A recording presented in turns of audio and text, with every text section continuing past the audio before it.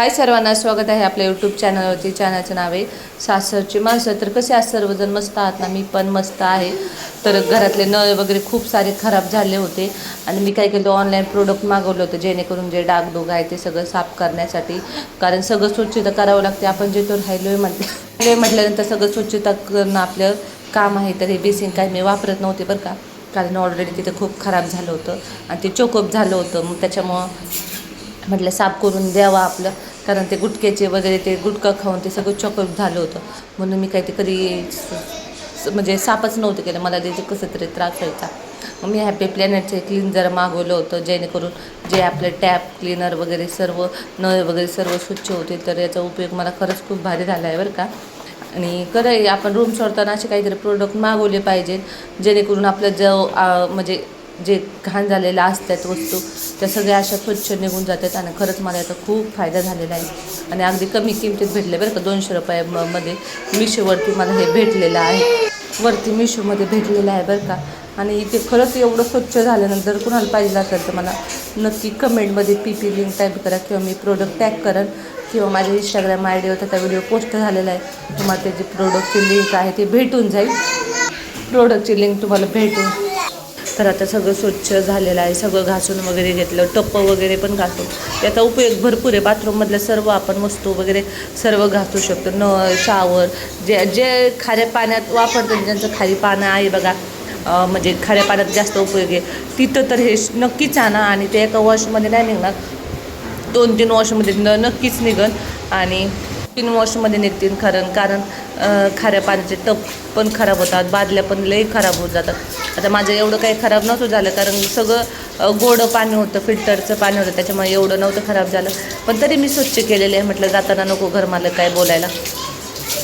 मग नळ वगैरे आणि आमच्या घरात कोणत्याच वस्तू आम्ही डॅमेज वगैरे केलेले नाहीत ना, की कोणतेच नळ वगैरे तुटलेले आहेत. सगळे व्यवस्थित आहे. आणि मग सगळं स्वच्छ झालं. तुम्ही रिझल्ट बघू शकता, एकदम छान झालं. मला तर खरंच खूप हे प्रोडक्ट आवडलं. तुम्ही दाखवते, तुम्हाला बिफोर आफ्टर दाखवते.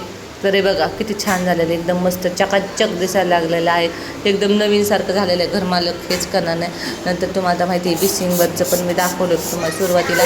तर हे पण सगळं स्वच्छ झालं. हे टाकलं मी आणि 1 मिनटात सगळं स्वच्छ झालं. फक्त मी 5 मिनटं टाकून ठेवलं आणि ते जे डाग आहेत गुटखा खाल्लेले वगैरे ते सगळं स्वच्छ झालं. म्हटलं मी कधी धुतच नव्हते, कारण मला ते कसं तरी वाटायचं ते गुटख्याचे वगैरे गाठ ते धुवायला. पण मी नंतर म्हटलं नको, हे साफ करून जावंच लागत. तर असं हे सगळं साफ वगैरे केलेलं आहे मी सगळं. म्हणजे याचं कसं असतं, घासायची गरज नाही पडत. स्प्रे मारला आणि पाणी जरी टाकलं तरी ते स्वच्छ निघून जातं. नंतर मी टब बघा किती टब खराब झाले होते, ते त्याच्यावर पण टाकलं. टब माझे एवढे खराब नाही होत, कारण मी रोजच्या रोज घासते आणि त्याच्यामुळं. पण खाऱ्या पाणी ज्याचा उपयोग खाऱ्या पाण्यात असतो ना, तुम्ही त्यांचे टब बघू शकता, लई खराब होतात. तर तुम्हाला सांगते मी, हे शेवटचा घरामधला व्हिडिओ आहे. मला एवढं रडायला आलं तर एवढं. जेव्हा मी रूम बघायला गेले आणि तो पसंत झाला, नंतर घरी आले. आता मला आता फिक्स आहे, आपल्याला ही रूम सोडायचीच आहे आणि आपल्याला राहायला जायचंच आहे दुसऱ्या दिवशी. तर मला एवढं रडायला आलं. मी एवढी रडले तर एवढी रडले की काय करू, डोळे नुसतं रडत होते. आणि त्यात ती मनी होती आमची, ती मनी माऊ होती, तिचे तर बापरे, तिला बघून तर मला रडायला.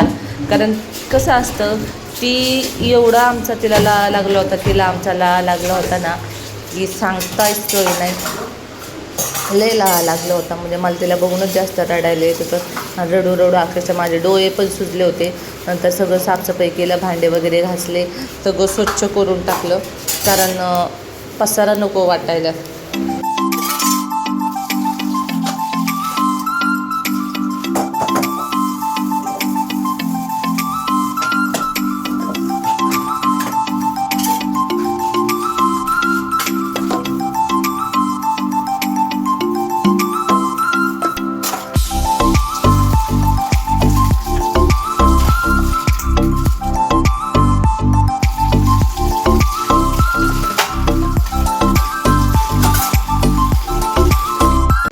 तर हे शॉर्ट व्हिडिओ मी काढला होता. आम्ही रिक्षात चाललो होतो रूम बघण्यासाठी.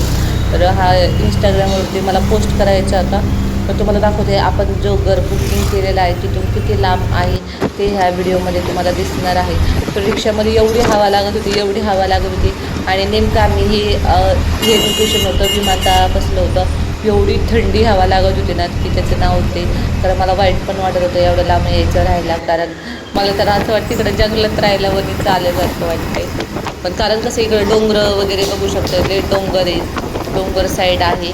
तर त्याच्यामुळे तर अजून काय आम्ही रूम बघितली नव्हती कशी काय.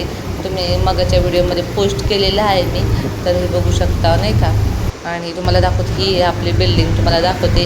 तर हा कोणी करंजाड्याचा रस्ता आहे आणि समोर म्हणजे R5 R2 काय असते ते मला पण नाही माहीत. तर ती पिस्ता कलरची आहे ती आपली बिल्डिंग आहे आणि आपल्या घरापासून अगदी जवळच अंतरावरती आपली जी रूम आहे. मी लोकेशन तुम्हाला शेअर नाही करू शकत, पण अशी गोष्ट आहे. आपली जी पिस्ता कलरची बिल्डिंग आहे तिथून आपलं घर जवळच आहे. आणि जवळ घेण्याचं कारण कसं, आता ग्रिल वगैरे बसवायचं म्हटल्यावरती आपल्याला सोपं इझी पडेल जाण्यासाठी. तर ही आहे आपली बिल्डिंग. कशी वाटली, एकदम छान, म्हणजे नजर रिअल असते बरं का, परत नजर लागते. तर पटकन आता असं वाटते कधी राहायला जाऊ असं झाले. जाऊ दे आता जेव्हा होईल तेव्हा.